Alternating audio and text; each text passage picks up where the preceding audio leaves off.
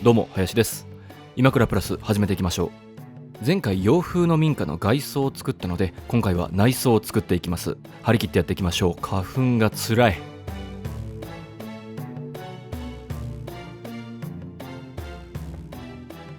よし、内装を作っていきましょう。外装と同じく内装も木を中心に使って造形していこうと思ってます。今回2階建てなんですが、まずは1階から作っていきますか。1階は納屋、物置といった感じにしようと思ってます。今のところ伽藍の銅ですが、ここにいろいろと物を置いてごちゃごちゃっとした感じにしたいなと思ってます。で、まずは下準備として天井に松のハーフブロックを貼り付けます。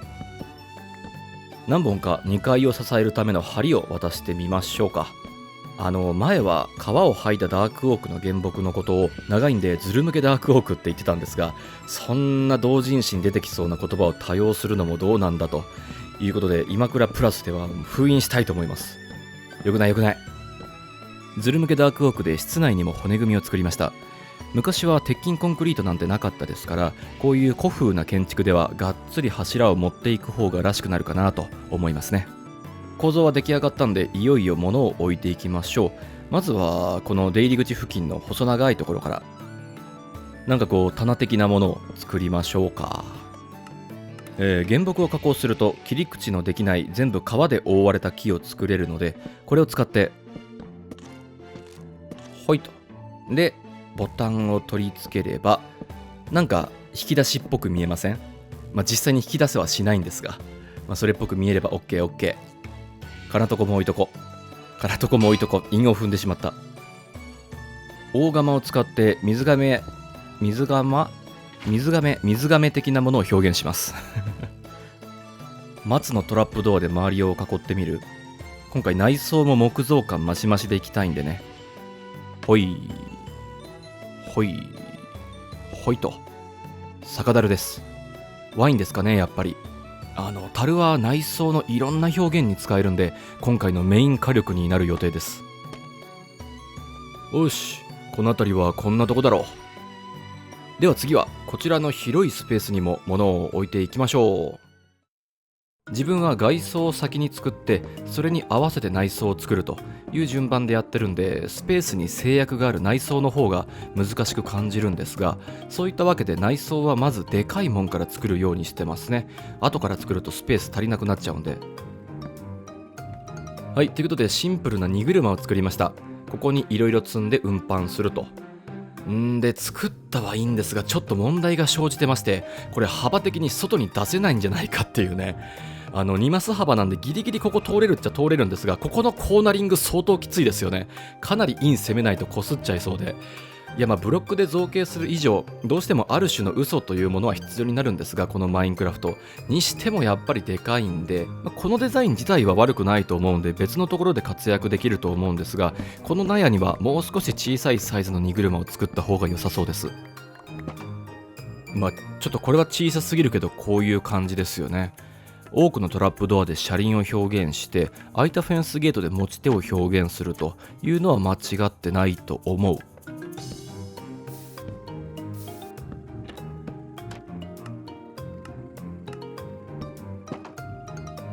かわいい。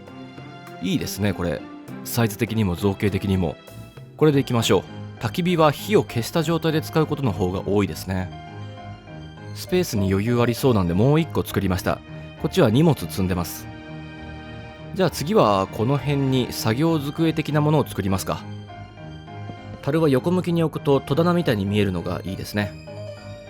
トラップドアは開閉できる板みたいなもんですが、特にこの松のトラップドアの見た目が単純に装飾としてとても使いやすいんで、この動画ではランクバトルのランドロスぐらいよく見ることになるでしょう。看板も内装ではよく使いますね。文字を書くことはできるんですが、何も書かないで装飾として用いることの方が多いです。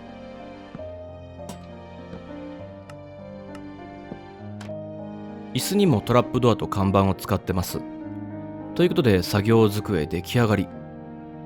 松の素材は色味が樽と近いので合わせて使いやすいですね。明かりになるランタンを置いてますが、次回のアップデートでどうやらろうそくが新しく追加されるようで、実装されたら差し替えてもいいかもしれません。あとは空いてるところを埋めるようにいろいろ小物を置いていきましょう。リリースされたの10年以上前なのに未だにアップデートがあるって結構すごいですよね。さすがテトリスを超えて世界一売れたゲームだなといった感じですが、なんだっけ、去年2020年の PC ゲーム販売数ランキングの1位がマインクラフトベッドロックエディションで、2位がマインクラフト Java エディションだったんですよね。分けてカウントしてワンツーフィニッシュという2009年ですよ。アルファ版リリースされたの。確かバケモンみたいなゲームだよな。ということで、空いてるところに小麦とそして樽を積み上げました。とりあえず焚き火置いとけばそれっぽく見えるやろの精神。亀の卵がこんなところにあるわけはないんですが、1マスに複数個置けて小物っぽく見えますよね。そしてこっち側には思いのほかコンパクトにそれっぽく作れて気に入っている棚があります。なんか必要十分に表現できた感じが、隅っこに蜘蛛の巣も置いて雰囲気作り。あとは適当に箱を置いてですね、なんか作業着っぽいものも飾っておきましょうかね。ペーっつってよし、これでだいたい1階に物は置き終わったかな。1階の仕上げとして光源、明かりを仕込んでいきましょう。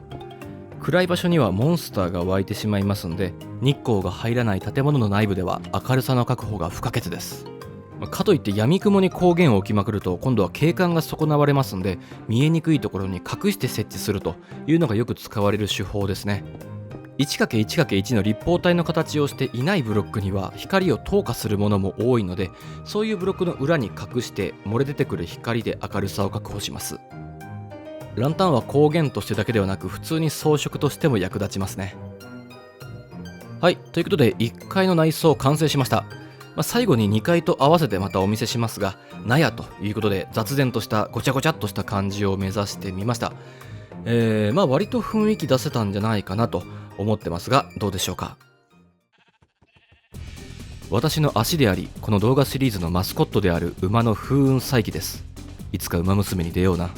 緩和9台、2階の内装を作っていきましょう。2階は生活スペースということでいろいろな家具を置いていきます。で、2階は部屋を仕切っていこうと思うので事前にバミっておきました。玄関から続くここが廊下で、ここが寝室で、こっちの広いところがリビングって感じです。スペース的にこれ以外の部屋を作る余裕はなかったですね。ということで、まずは壁を作っていきましょう。作り方は外装と大して変わんないですね。ズル向けダークオークの骨組みを縦横に伸ばして、その間に羊毛を流し込んでいくと。はい、さっくり壁を作りました。前回と似たような作業だったんでね。で、家具を置いていく前にもう一個やることがあって、天井がなおざりです。前回はごまかしてましたが、草生やしたところなんかこのままだと雨漏り不可避ですので、そうですね、この逆階段で裏打ちしてアンチエイリアスしつつ厚みを増していきましょう。なおざりからおざなりぐらいにはなりました。続きまして、壁の柱を屋根まで延長させるような感じで斜めの骨組みを表現していきます。原木は階段に加工することができないので、色味の似ている松の板材の階段をかませてスムーズに見せましょう。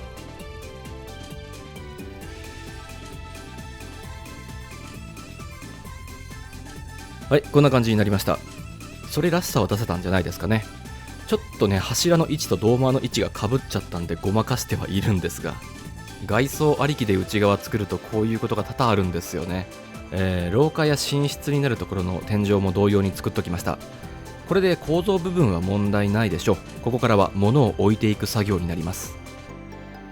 廊下は広さ的に物を床に置きにくいので、絵画を使って壁を飾りましょう。の前に、ここの壁ちょうど外が煙突のとこなんですよね。なのでここに光源を隠しておくと、絵画は光を通すんで内部の明るさを確保しつつ、外からは煙突のおかげで光源が見えないと。これだけだと寂しいんで適当に防具立てを飾っときますか。廊下の幅が狭くて普通のブロックを置くと確実にすねぶつけるんで、小スペースで済む防具立てがいいかな。廊下に服を置くのは変な気がするんで、ヘルメットだけ飾って帽子掛けってことにしましょう。廊下はこんなもんですかね。あっさりしてますが、廊下なんで変に飾り付けすぎても仕方ないでしょう。じゃあ寝室は最後にして、今度はリビングを作りましょまずはでかいものから置いていきます。ベッドは寝ると夜をスキップして朝にできる実用アイテムですが、はい、看板とトラップドアを貼り付けてやるとソファーっぽく見えます。こうやって実装されていないものをアイディアと組み合わせで表現するのが楽しいんですよね。床に赤いブロックを埋め込んでカーペットを表現しました。そんでベッドは光を透過するので床下に光源を隠しましょう。1階の天井にハーフブロックを貼り付けたのは2階の床に光源埋め込んだ時に1階から見えないようにするためだったんですね。ということでソファー周りができました。ここの壁にキッチンを作りましょう。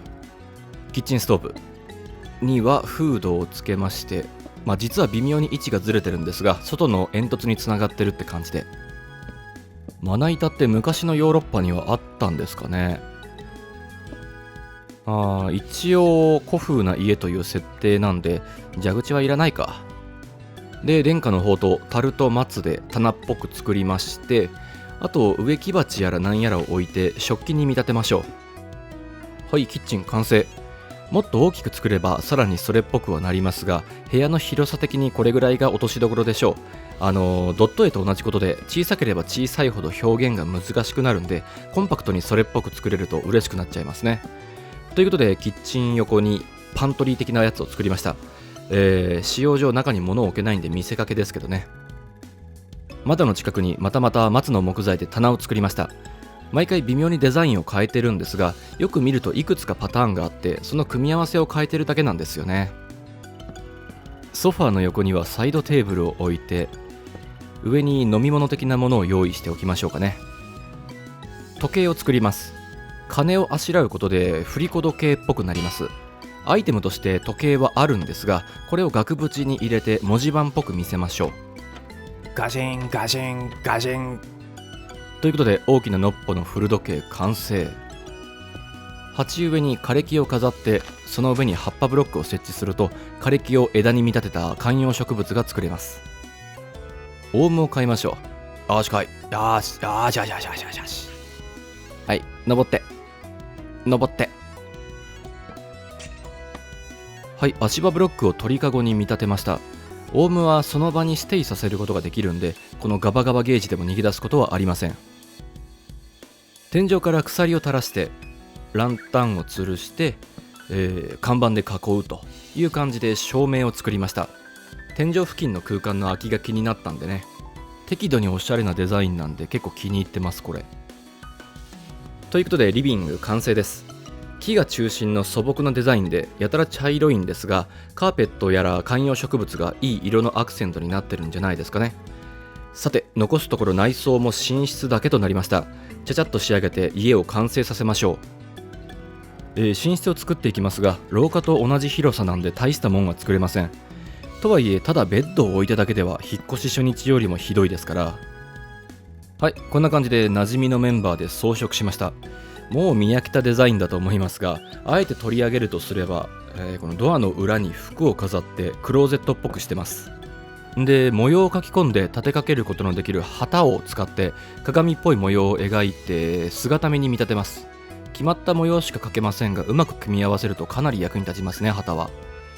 でこちら、ここも普通に物置にしようかなと思ったんですが、せっかくなんで書見台と本を飾って、はい、小さいですがデスクを作りました。書斎兼寝室って感じの部屋になりましたね。ということでこれで2階も作り終わりました。最後に全体を紹介して終わりにしましょう。